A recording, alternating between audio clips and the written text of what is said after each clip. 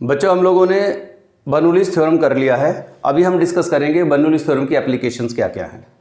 तो इस टॉपिक में सबसे पहला टॉपिक है टॉरिशेलिस लॉ ऑफ इफ्लक्स। क्या है ये, पहले इसको समझते हैं।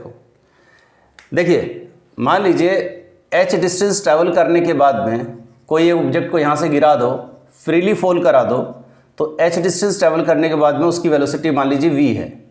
तो कैसे कैलकुलेट करेंगे? v square minus u square equals to 2as। तो v square minus zero square equals to 2gh हो गई। तो v इज इक्वल्स टू बेटा √2gh आएगी। मतलब किसी फ्रीली फॉलिंग ऑब्जेक्ट को अगर गिरा देते हो तो वो h डिस्टेंस ट्रैवल करने के बाद में इतनी वेलोसिटी अटेन करता है।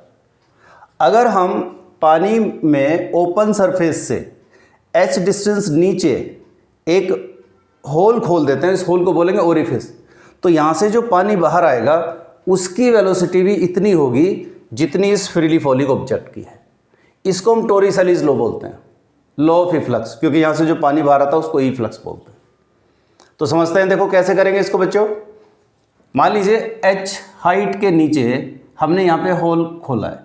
अब ये जो टैंक है, टैंक का ऊपर का सरफेस एरिया तो बहुत बड़ा होगा, और यहाँ से जो होल से जो पानी बाहर आएगा इस होल का साइज भी बहुत छोटा सा होगा। तो बेटा यहाँ इस होल से जो पानी निकलेगा उसकी वेलोसिटी बहुत ज़्यादा होगी, और यहाँ से जो टैंक का लेवल डिक्रीज होगा वो बहुत धीरे धीरे होगा। तो हम ये कह सकते हैं कि बेटा इस क्रॉस सेक्शन पे यानी क्रॉस सेक्शन 2 पे इस पानी की वेलोसिटी डाउनवर्ड जाने की बहुत छोटी है, और यहाँ पर एरिया बहुत कम है लेकिन यहाँ पर वेलोसिटी बहुत ज़्यादा है। अगर हम इन दोनों क्रॉस सेक्शन पे इक्वेशन ऑफ कॉन्टिन्यूटी लगा दें तो यहाँ का एरिया और वेलोसिटी का प्रोडक्ट इज इक्वल्स टू यहाँ का एरिया एंड वेलोसिटी का प्रोडक्ट। तो बेटा यहाँ से v2 is equals to a1/a2 into V आ गया। v जो है ये वेलोसिटी ऑफ इफ्लक्स है। अब एक चीज़ देखें बेटा कि ये एरिया a2 बहुत बड़ा है, a2 बहुत बड़ा है, तो इसका मतलब ये क्वांटिटी ज़्यादा है, ये क्वांटिटी बहुत कम है। तो हम ये कह सकते हैं v2 बहुत छोटी होगी जिसको हम नेग्लेक्ट कर सकते हैं। तो v2 को हम ये मान लेंगे जस्ट लिक्विड यहाँ पे रेस्ट में ही है। तो हमने एक ये कंडीशन निकाली कि v2 0 होगा। अब हमने अप्लाई किया बेटा यहाँ और यहाँ पे बर्नौलीज़ थ्योरम। तो यहाँ का pressure density, pressure energy, kinetic energy, potential energy का सम इस जगह की तीनों एनर्जीज के सम के इक्वल होगा। तो मान लीजिए बेटा अब हमने सारी जो कंडीशन हमारी पहले निकाली हुई है इसको हमने यहाँ पे प्लेस कर दिया। अब देखिए P1 मतलब यहाँ का pressure plus half rho V, V यहाँ से वेलोसिटी, और रो जी वाई, क्यों? क्योंकि हाइट क्या है, रो जी वाई कितनी हाइट पे बेटा? y हाइट पे है। तो रो जी वाई देखो बेस से y हाइट पे इज इक्वल्स टू P2 यहाँ का प्लस रो V, इसकी वेलोसिटी हमने जस्ट नेग्लिजिबल मान ली है, प्लस अब देखो यहाँ से यहाँ तक की हाइट कितनी है h प्लस वाई, तो हमने ये लिया है रो जी h प्लस वाई। तो बेटा यहाँ से मैनिपुलेट करो, ये आ जाएगा। इसके बाद में 2 को भी इधर ले जाओ, रो को ले जाओ और v कैलकुलेट कर लो। तो हमारा v का फॉर्मूला ये आ गया। तो v का नॉर्मल फॉर्मूला ये है। अब जरा केस 1 समझे। If P2 is greater than P1, क्या मतलब है इसका? बेटा कई बार कंटेनर पूरा ऊपर से भी बंद रहता है और उसमें यहाँ पे कुछ प्रेशर मेंटेन कर दिया जाता है किसी गैस के थ्रू, तो वो प्रेशर इस लिक्विड को नीचे की तरफ दबाएगा। तो यहाँ से जो पानी बाहर आएगा उसकी वेलोसिटी बहुत ज़्यादा होगी क्योंकि ऊपर से प्रेशर मिल रहा है। तो ऐसे केस में जहाँ पर P2 बहुत ज़्यादा हो और आप समझते हैं यहाँ से जब पानी बाहर आएगा तो यहाँ का प्रेशर कितना है 1 atm यानी एटमॉस्फेयर प्रेशर, तो हमने P1 को हम PA के इक्वल ले सकते हैं। तो वेलोसिटी इतनी आएगी, क्यों? क्योंकि इसके कंपैरिजन में ये बहुत छोटा हो जाएगा और हम इसको इग्नोर कर सकते हैं। तो अगर ये कंटेनर ऊपर से भी बंद है और यहाँ पे प्रेशर मेंटेन किया हुआ बहुत ज़्यादा, तो बेटा उस वक्त पानी की वेलोसिटी इतनी होगी। दूसरी कंडीशन है कि इफ कंटेनर इज ओपन, तो बेटा यहाँ का प्रेशर भी एटमॉस्फेरिक प्रेशर होगा और यहाँ का तो ऑलरेडी एटमॉस्फेरिक प्रेशर है ही। तो इसको अगर यहाँ पुट करोगे तो P2 माइनस PA ये 0 हो जाएगा, V is equals to √2gh। मतलब अगर यहाँ से ओपन है तो बेटा यहाँ से निकलने वाले पानी की वेलोसिटी √2gh होगी। यही तो प्रूव करना था। h हाइट डिस्टेंस ट्रेवल करने के बाद में पानी की वेलोसिटी √2gh आनी चाहिए थी, क्योंकि h डिस्टेंस ट्रेवल करने के बाद में फ्रीली फॉलिंग ऑब्जेक्ट की वेलोसिटी भी √2gh आती है। इसी को हम टॉरिशेलिस लॉ बोलते हैं। द वेलोसिटी ऑफ इफ्लक्स मतलब यहाँ से जो पानी बाहर निकल रहा है is the velocity a body acquires a body acquires in falling freely from free liquid surface to the orifice, मतलब इतनी डिस्टेंस ट्रेवल करने के बाद में फ्रीली फॉलिंग ऑब्जेक्ट की जो वेलोसिटी होती है वही वेलोसिटी ऑफ इफ्लक्स की भी होगी।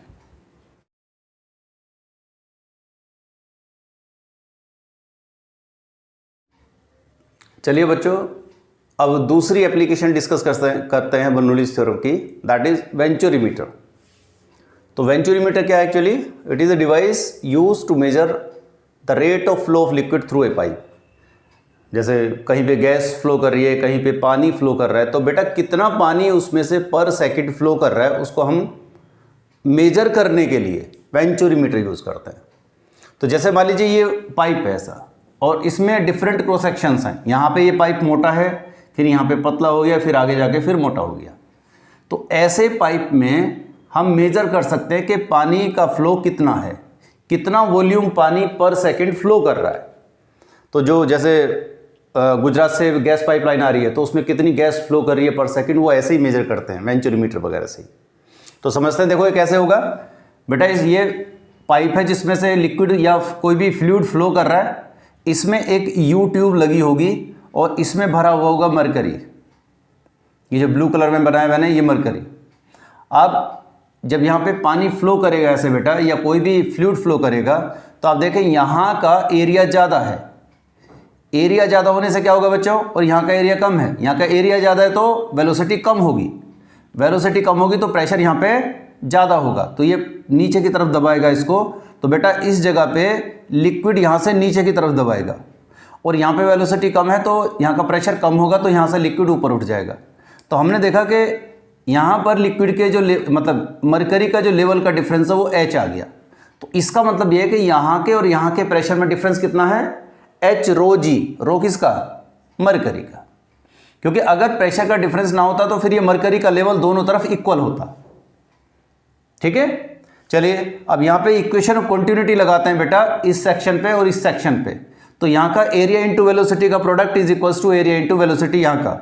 तो A1V1 इक्वल्स टू A2V2, यहाँ से हमने कैलकुलेट कर लिया A1/A2 इक्वल्स टू V2/V1। ये होगी फर्स्ट इक्वेशन। अब यूज करते हैं बर्नौलीज थ्योरम। तो बर्नौलीज थ्योरम में पता ये होती है, इसी को यहाँ पर अप्लाई करना है। तो देखें, क्योंकि पाइप ये हॉरिजॉन्टल है, तो हॉरिजॉन्टल पाइप में बेटा दोनों जगह की हाइट सेम रहेगी। जितनी हाइट पे ये होगा बेस से, अगर मैं यहाँ पे बेस मान लूँ, तो यहाँ से जितनी हाइट यहाँ की होगी उतनी हाइट यहाँ की भी होगी। तो H1 इक्वल्स टू H2, तो बेटा ये दोनों टर्म कट जाएंगी, ये बचेगा। इसको थोड़ा सा मैनिपुलेट करो, P1 माइनस P2, इस टर्म को इधर ले जाओ, ये आ गया।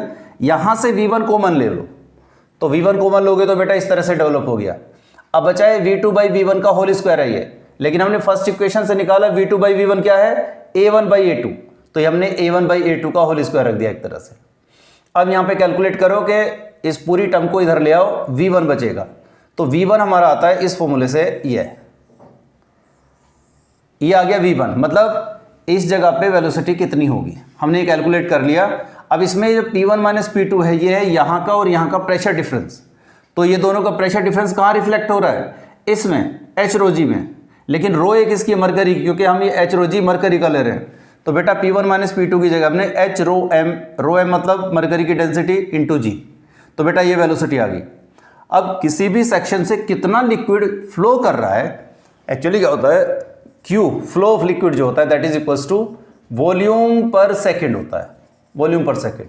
और इस वॉल्यूम को क्या लिखते हैं? Area into length by second. Second मतलब time, length by second is velocity, तो एरिया इंटू वेलोसिटी। तो किसी भी जगह पे आप फ्लो ऑफ लिक्विड या volume of liquid flowing per second निकाल सकते हो, एरिया इंटू वेलोसिटी करके। आप चाहते तो इसको A2V2 करके भी निकाल सकते थे यहाँ से, वो भी इतना ही आता। तो Q जो है हमारा volume of liquid flowing per second, इस फॉर्मूले से कैलकुलेट हो जाएगा।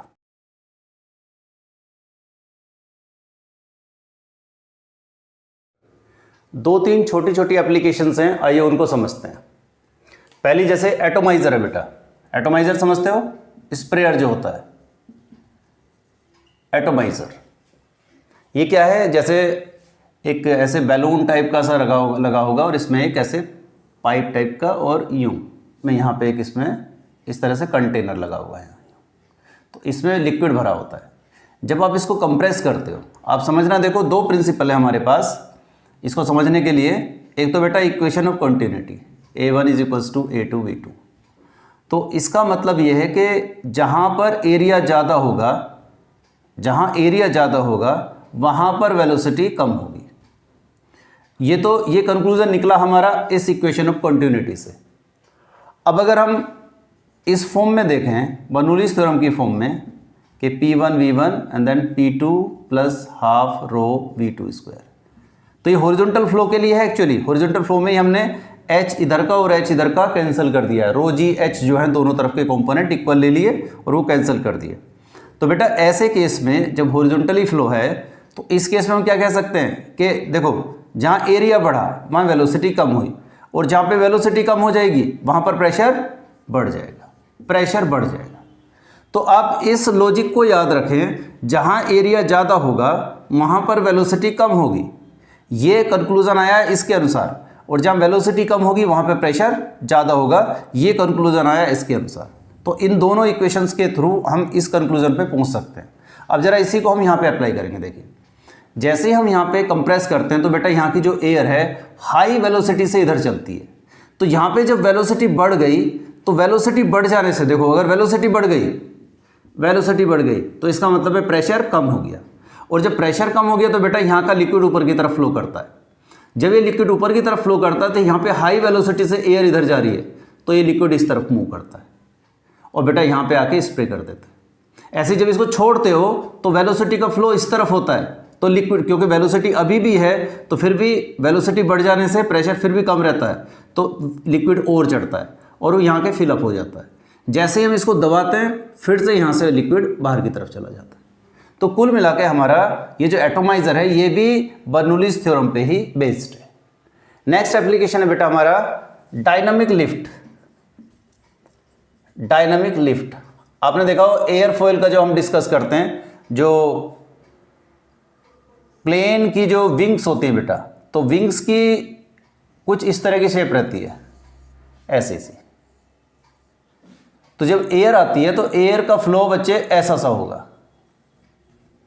ऐसा सा कुछ ऐसे जाएगी एयर।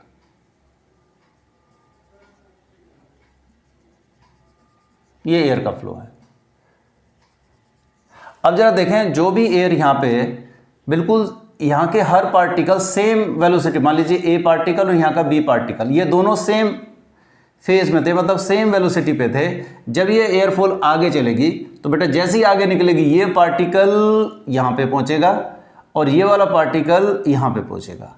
आप देखो सेम टाइम पे ये पार्टिकल यहाँ से यहाँ आ जाने हैं, तो इसका मतलब क्या है कि ए पार्टिकल ने इतनी डिस्टेंस की सेम टाइम में और उतने ही टाइम में बी पार्टिकल ने इतनी डिस्टेंस ट्रेवल की है। इसका मतलब क्या हुआ, ए पार्टिकल ने ज़्यादा डिस्टेंस ट्रेवल की है तो यहाँ की वेलोसिटी ज़्यादा होगी, क्योंकि सेम टाइम में इसने ज़्यादा डिस्टेंस ट्रेवल की है तो यहाँ की वेलोसिटी ज़्यादा होगी। और वेलोसिटी ज़्यादा होगी तो हमारा कंक्लूजन क्या है बेटा, वेलोसिटी ज़्यादा होगी तो प्रेशर कम होगा। तो यहाँ पे प्रेशर कम हो गया, प्रेशर डिक्रीज करेगा यहाँ पे, यहाँ का प्रेशर ज़्यादा है तो जब यहाँ का प्रेशर कम है तो ये ऊपर की तरफ उठ जाएगा। तो प्लेन का जो ऊपर उठने का प्रिंसिपल है वो इसी कॉन्सेप्ट पे बेस्ड है, बर्नौलीज़ थ्योरम पे। ठीक है बच्चों। उसके बाद तीसरा है स्पिनिंग ऑफ बॉल। जैसे एक बॉल होती है, बॉल को अगर आप सीधा फेंक दो तो ऐसे ही चली जाएगी, वो ग्रेविटी की वजह से गिरेगी, वो एक अलग बात है, वो कॉन्सेप्ट को यहाँ नहीं लगाना है। लेकिन बेटा अब ये जब आगे चलेगी तो एक्चुअली एयर का फ्लो ऐसा होगा, ऐसा, ये एयर को काटते हुए तो चलेगी, जो ऊपर की एयर है ऊपर निकल जाएगी, जो नीचे की एयर है वो नीचे निकल जाएगी। अगर इसकी वेलोसिटी 10 मीटर पर सेकंड है तो यहाँ पर एयर की वेलोसिटी दोनों तरफ, यहाँ भी 10 मीटर पर सेकंड होगी, यहाँ भी 10 मीटर पर सेकंड होगी। लेकिन अगर आपने ये सीधी चल रही होगी, लेकिन अगर आपने इसको घुमा के फेंका, इसको ऐसे घुमा दिया, अब देखो यहाँ पर एयर इस तरफ और यहाँ की एयर पीछे की तरफ, ऐसे ऐसे। अब देखो ये ऐसे घूम रही है तो बेटा ये वाला पार्ट आगे की तरफ जा रहा होगा, ये वाला पार्ट नीचे की तरफ जा रहा होगा। अब देखो एयर का फ्लो पीछे है और बॉल का फ्लो यहाँ पर आगे की तरफ है, और यहाँ देखोगे तो बॉल भी पीछे की तरफ है और एयर भी पीछे की तरफ है, तो यहाँ वेलोसिटी बढ़ जाएगी। जबकि यहाँ पर क्योंकि अपोजिट हो गए, एयर पीछे जा रही है और जब बॉल को ऐसे घुमा रहे हो तो बॉल का पार्ट आगे की तरफ जा रहा है। तो बेटा बॉल का आगे की तरफ है तो वेलोसिटी यहाँ पे कम होगी क्योंकि दोनों अपोजिट डायरेक्शन में।